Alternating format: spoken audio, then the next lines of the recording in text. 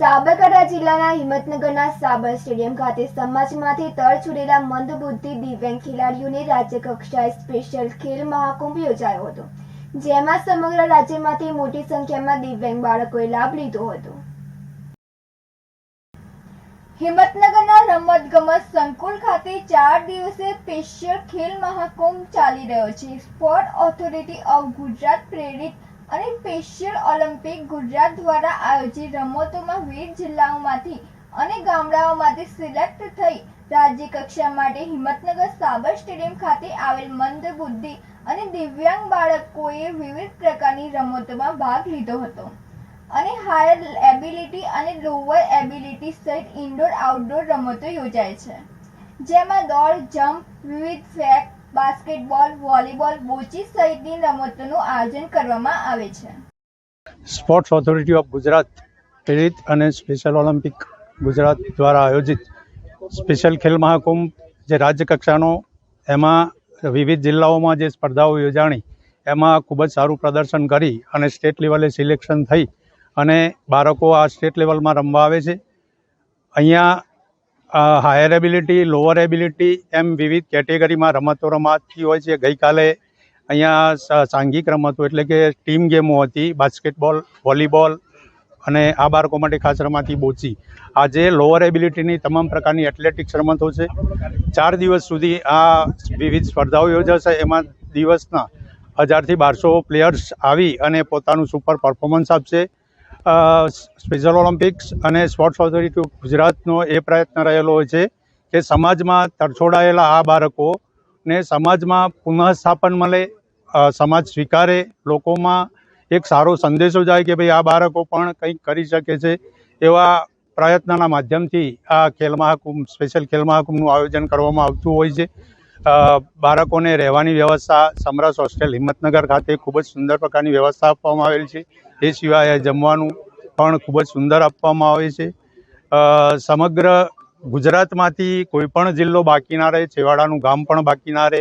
એ છેવાડાના ગામથી પણ બાળક આવી અને આ મેદાનમાં એને સ્ટેજ મળે અને પોતાનું સુપર પરફોર્મન્સ આપી શકે એવો ખૂબ જ સુંદર પ્રયત્ન રહેલો હોય છે. હાલ સ્પોર્ટ્સ ઓથોરિટી ઓફ ગુજરાત દ્વારા સ્પેશિયલ ખેલ મહાકુંભનું આયોજન રાજ્ય કક્ષાનું થઈ રહ્યું છે. હિંમતનગર ખાતે અહીંયા અત્રે MR કેટેગરીનું આયોજન થઈ રહ્યું છે, જેમાં વિવિધ જિલ્લાઓમાંથી રાજ્ય કક્ષાના સ્પર્ધામાં ભાગ લેવા માટે ખેલાડીઓ આવી રહ્યા છે. હાલ 2 દિવસની ટુર્નામેન્ટ પૂર્ણ થયેલ છે અને આજે એથ્લેટિક્સની રમત શરૂ છે. હવે સ્કેટિંગની અને સ્વિમિંગની સ્પર્ધાઓ થવાની છે. ખાસ કરીને કયા પ્રકારના આ સ્પર્ધાની અંદર જે માનસિક દિવ્યાંગ કેટેગરીના જે બાળકો હોય છે તેઓ ભાગ લઈ રહ્યા હોય છે. ખૂબ સારું પ્રદર્શન કરી રહ્યા હોય છે. અહીંયા આપ જોઈ રહ્યા છો કે તેઓ 100 મીટર દોડ હોય છે કે પછી કોઈ પણ બીજી ઇવેન્ટ જે છે એમાં પણ ખૂબ સારું પ્રદર્શન કરી રહ્યા હોય છે. આમ તો સમાજમાંથી તર છોડાયેલા આ બાળકોની સમાજમાં પુનઃસ્થાપન મળે, સાથે આવા બાળકો પણ સારી રમતો રમીને કંઈક કરી શકે છે તે દર્શાવવા અને આ બાળકોમાં રહેલ આંતરિક શક્તિઓ બહાર લાવવા માટે સ્પેશિયલ ખેલ મહાકુંભનું આયોજન કરવામાં આવી રહ્યું છે. આમ તો સરકારનું ખેલ મહાકુંભ અન્ય બાળકો માટે હોય છે, પરંતુ દિવ્યાંગ બાળકો માટે પણ સ્પેશિયલ ઓલિમ્પિકનું આયોજન કરવામાં આવ્યું છે. 4 દિવસીય રમતોત્સવમાં દરરોજ 1000 થી 1200 બાળકો ભાગ લે છે અને વિવિધ રમતોમાં સારું પ્રદર્શન પણ દર્શાવે છે. સરકાર દ્વારા તમામ પ્રકારના બાળકોમાં રહેલ આંતરિક શક્તિઓ બહાર આવે તે માટે ખેલ મહાકુંભનું આયોજન કરવામાં આવ્યું છે. ત્યારે સરકારે મંદબુદ્ધિ અને દિવ્યાંગ બાળકોની શક્તિઓ બહાર લાવવા સ્પેશિયલ ઓલિમ્પિકનું આયોજન કરી અલગ જ સંદેશો આપી રહ્યા છે. સુરેશ થોડી સાથે નંદિની જોશી, સિટી ન્યૂઝ હિંમતનગર. આજે સ્પોર્ટ્સ ઓથોરિટી ઓફ ગુજરાત દ્વારા સ્પેશિયલ ખેલ મહાકુંભમાં હિંમતનગર ખાતે રાજ્ય સરકારના બનાવેલા સુંદર સ્ટેડિયમમાં ઉપસ્થિત રહેવાનો મને આનંદ છે. રાજ્યની સરકારી સંસ્થાઓમાં અને અનુદાનિત સંસ્થાઓમાં ભણતા મનોદિવ્યાંગ બાળકોના અંદર રહેલી આંતરિક શક્તિઓને ખીલવવા માટેનો પ્રયાસ સ્પેશિયલ ઓલિમ્પિક ભારત વર્ષોથી કરી રહી છે. એનું ગુજરાત એકમ પણ બહુ નોંધપાત્ર રીતે કામગીરી કરી રહી છે. સમગ્ર શિક્ષા વ્યવસ્થામાં સંકળાયેલા અમારા સ્પેશિયલ એજ્યુકેટર મિત્રો અને મનોદિવ્યાંગ બાળકોની કાળજી લેતા મિત્રો પણ એ બાળકોમાં રહેલી ખેલકૂદને લગતી એબિલિટી કેવી રીતે રિપ્રેઝેન્ટ કરી શકાય એના માટે સતત કાર્યરત હોય છે. રાજ્ય સરકારનું જે ખેલ મહાકુંભ અભિયાન છે, રમતગમત યુવક સાંસ્કૃતિક ખાતાનું, એ નોર્મલ બાળકો માટે તો હોય છે, પણ એક સ્પેશિયલ ટ્રીટમેન્ટ આપીને મનોદિવ્યાંગ બાળકો માટે એક અલગ રીતે સ્પેશિયલ ખેલ મહાકુંભનું આયોજન કરે છે. આજે લગભગ 1000 જેટલા આખા રાજ્યમાંથી વિવિધ રમતોની અંદરથી ખેલાડીઓ, એમની સાથેના એમના માતા પિતા, એમની સાથેના કાળજી લેતા શિક્ષકો અત્રે ઉપસ્થિત છે. લોકલ વ્યવસ્થાપન તંત્ર દ્વારા તમામ લોકો માટે નિવાસ, ભોજન ઇત્યાદિ વ્યવસ્થા પણ કરવામાં આવી છે. સમગ્ર શિક્ષા વતી હું આભાર વ્યક્ત કરું છું અને સમાજની અંદર આવું કામ કરતી સંસ્થાઓને પૂરી તાકાતથી મદદ કરવા માટેની પણ અપીલ કરું છું. હિંમતનગરના પોલિટેકનિક 4 રસ્તા પર બેફામ ડમ્પરે અકસ્માત સર્જ્યો હતો. હિંમતનગરના પોલિટેકનિક 4 રસ્તા પર બેફામ ડમ્પરે અકસ્માત સર્જ્યો હતો, જેમાં રેતી ભરવાના ડમ્પર ટ્રકે બાઇક અને રોડ પર ઉભેલા ટીઆરબી જવાનને અડફેટે લીધા હતા, જેમાં ડમ્પર ટ્રકે અડફેટે લેતા ટીઆરબી જવાન સહિત 3ને ઈજા પહોંચાડી હતી.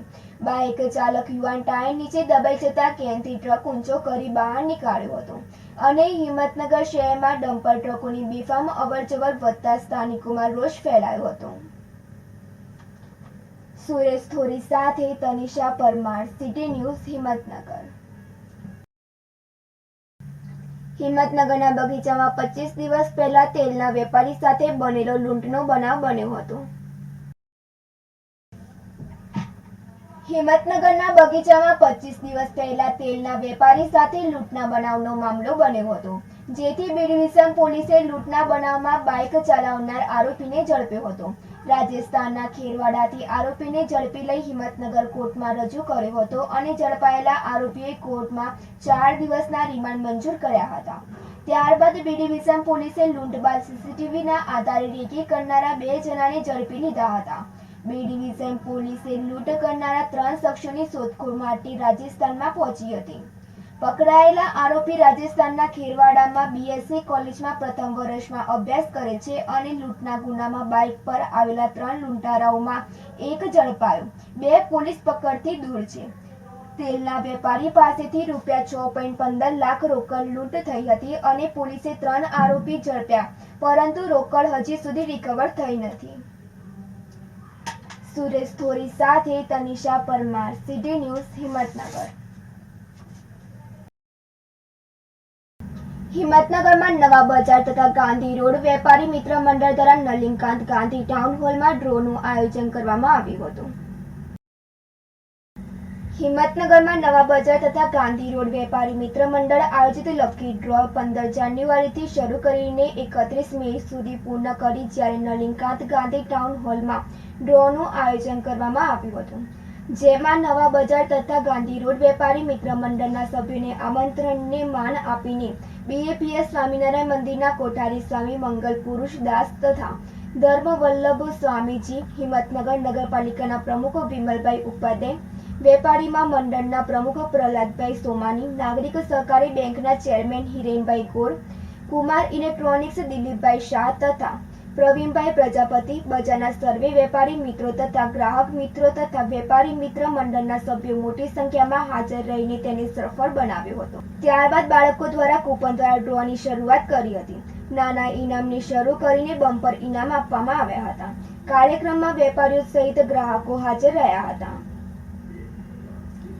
સુરેશ થોરી સાથે તનિષા પરમાર, સિટી ન્યૂઝ, હિંમતનગર.